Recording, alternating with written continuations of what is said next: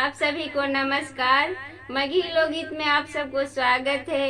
आज मैं आप सबके लिए एक सुंदर सा गाड़ी गीत लेकर आई हूँ, जो कि सास परिछावन के समय दूल्हा को गाड़ी देते हैं।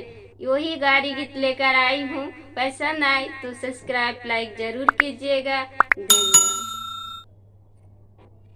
सखी है दूल्हा सुंदर, उनका मोछो नहीं। सखी है राजा दशरथ जी के लक्षणों नहीं। सखी है राजा दशरथ जी के लक्षणों नहीं।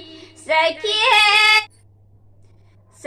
है दूल्हा सुंदर, उनका मोछो नहीं। सखी है राजा दशरथ जी के लक्षणों नहीं।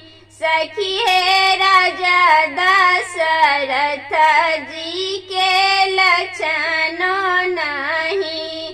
सखी है दूल्हा सुंदर, मुखे पानो नहीं। सखी है रानी कौशल्या के लाजो नहीं।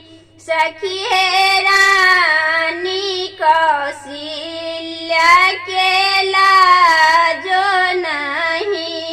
सखी है दूल्हा सुंदर, माथे चंदनो नहीं। सखी है रानी सोमेंद्रा के लाजो नहीं। सखी है रानी सोमेंद्रा के लाजो नहीं। सखी है दूल्हा सुंदर, आँखी कजरो नहीं। सखी है